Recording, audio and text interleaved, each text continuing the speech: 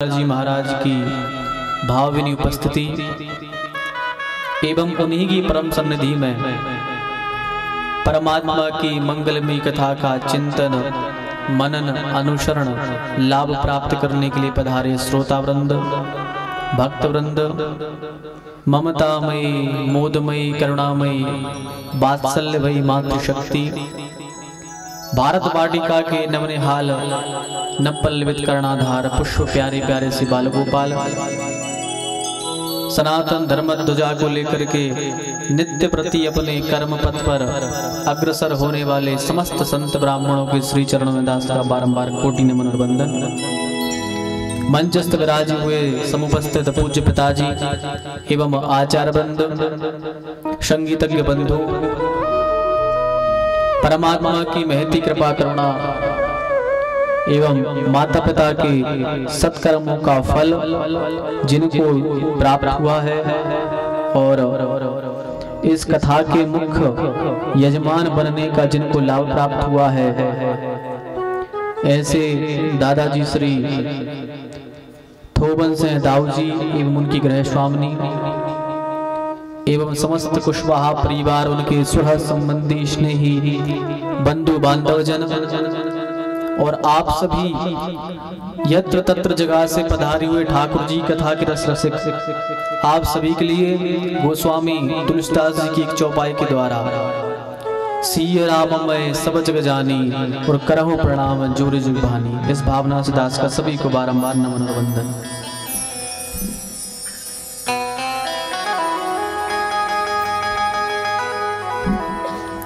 ठाकुर जी की महती कृपा करुणा से कार्तिक मास के उपलक्ष्य में यह श्रीमद् भागवत कथा श्रवण करने का लाभ हम सबको प्राप्त हो रहा है। बड़े आनंद का विषय है। ठाकुर जी ने बड़ी कृपा करी कि जो कार्तिक के महीने में हमें ठाकुर जी कथा सुनने को मिल रही है, ये ठाकुर जी की ही कृपा है। क्योंकि अपने चाहने से कुछ भी नहीं होता है, ठाकुर जी की इच्छा से ही हर कार्य संपन्न होते हैं। तो बड़े सौभाग्य की बात है कि हम कार्तिक माह में ठाकुर जी की मंगलमय श्रीमद् भागवत कथा श्रवण करने के लिए पधारे हैं। क्योंकि भैया भागवत में लिखा है दुर्लभो मानसो देहो, यह शरीर मिलना अत्यंत कठिन है। मनुष्य का शरीर हर व्यक्ति को नहीं मिलता, हर प्राणी को नहीं मिलता। प्राणियों को जन्म तो मिलते हैं पर जो सौभाग्यशाली होते हैं उनके लिए ही यह मनुष्य तन मिलता है। और भगवान मनुष्य तन देते क्यों है? क्योंकि भगवान को पाने का यही सबसे अच्छा रास्ता है, मनुष्य शरीर ही। कार्तिक का माह भगवान को अति प्रिय है, इसलिए माताएं कार्तिक में स्नान भी करती हैं, ठाकुर जी बंधवाती हैं, ठाकुर जी का सेवा करती हैं ठाकुर जी की। तो यह मनुष्य शरीर मिलना अत्यंत कठिन है और यदि मिल जाए तो सत्संगति दुर्लभ संसारा, इस संसार में सत्संग करना और अत्यंत दुर्लभ है। सत्संग, अच्छा सत्संग जो है आजकल अब सत्संग नहीं होता। सत्संग कहते किसे हैं? सत्संग का अर्थ होता है सत्पुरुषों का संग। केवल यही नहीं कि हम आज कथा सुन रहे हैं तो यही सत्संग है। सत्संग तो ये भी है और सत्संग अपन रोज भी कर सकते हैं। सत का अर्थ होता है अच्छा और संग, जब हमें किसी महान व्यक्ति का, किसी गुणी व्यक्ति का संग होता है तो समझो कि वही सत्संग है। यदि हम बैठे हैं 4-5 लोग और ठाकुर जी कथा कर रहे हैं तो समझो कि वही सत्संग कर रहे हैं। तो मनुष्य शरीर मिलना अत्यंत कठिन है। और ऊपर से मिल जाए तो सत्संगति दुर्लभ संसारा। सत्संग में इस शरीर को ले जाना अत्यंत कठिन, क्योंकि आज के समय में यह शरीर भगवान की कथा सुनने जाता ही नहीं है। मन ही नहीं होता लोगों का कि अब कथा सुना है।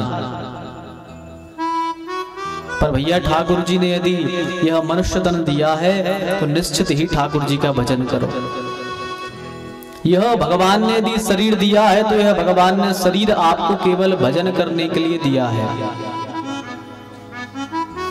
तो इस शरीर से जितना हो सके, जितना अधिक से अधिक हो सके भगवान का भजन करो। भागवत जी में लिखा है, बड़ा सुंदर श्लोक है। क्या लिखा है? भाग्योदयेन बहुजन्म समर्जितेन सत्संगमंच लभते पुरुषो यदा वै अज्ञान हेतुकृत मोह मदान्धकार नाशं विधाय हि तदोदयते विवेका। भागवत जी का श्लोक है। क्या लिखा है? भाग्योदयेन बहुजन्म समर्जितेन। जब हमारे कई जन्मों के भाग्योदय होते हैं तब जाकर के हमारे मन में इच्छा होती है क्या हम ठाकुर जी की कथा को करा पाएंगे। सुख भागवत में लिखा है, कभी हम किसी भागवत सुनने गए हो कहीं पर और कथा सुनते सुनते हमारे मन में ये विचार आ जाए क्या कभी ठाकुर जी हमारे घर भी आएंगे, क्या कभी हम भागवत जी कथा करा पाएंगे। तो सुख भागवत में लिखा है कि यह केवल मन में भाव आना ही कई जन्मों के पुण्यों के बाद में सुलभ हो पाता है। भागवत करा लेना तो बहुत बड़ी बात है, एक जन्म होगा नहीं। क्या लिखा है? भाग्योदयेन बहुजन्म समर्जितेन।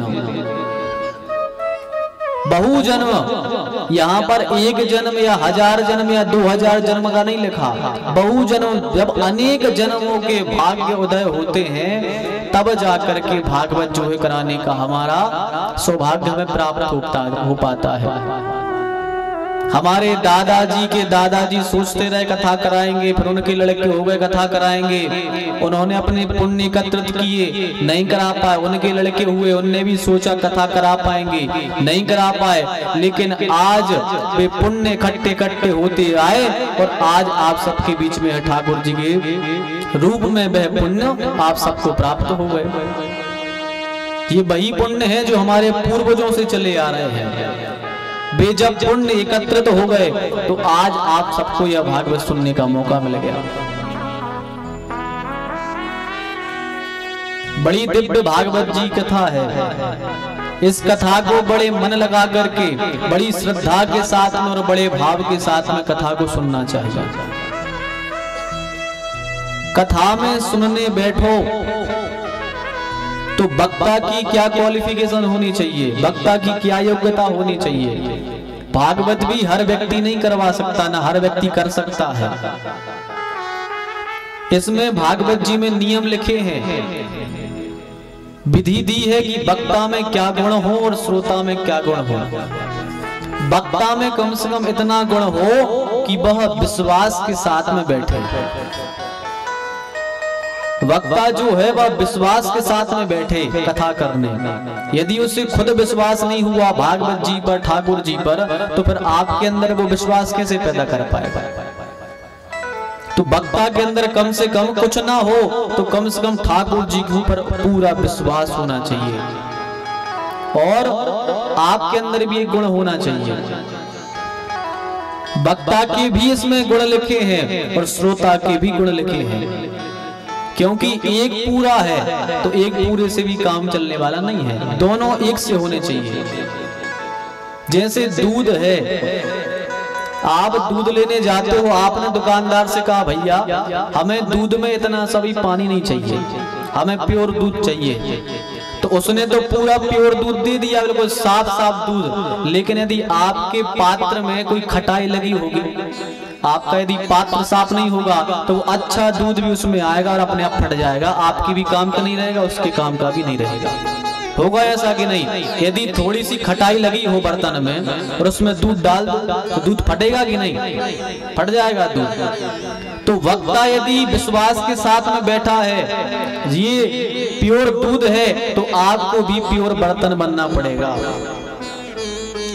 वक्ता के अंदर विश्वास होना चाहिए और श्रोता के अंदर कम से कम श्रद्धा होनी चाहिए। यदि आप श्रद्धा लेकर के बैठेंगे, श्रद्धा के साथ में यहाँ बैठेंगे, तो आपको निश्चित ही भगवान की कथा सुनने में आनंद आएगा। जैसे देखो, अपन खेती से जुड़े लोग हैं,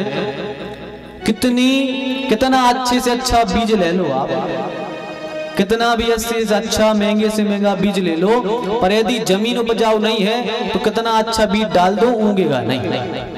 है ऐसा कि नहीं? कितना भी अच्छा बीज ले लो, यदि जमीन उपजाऊ नहीं है तो वो पेड़ नहीं बनेगा।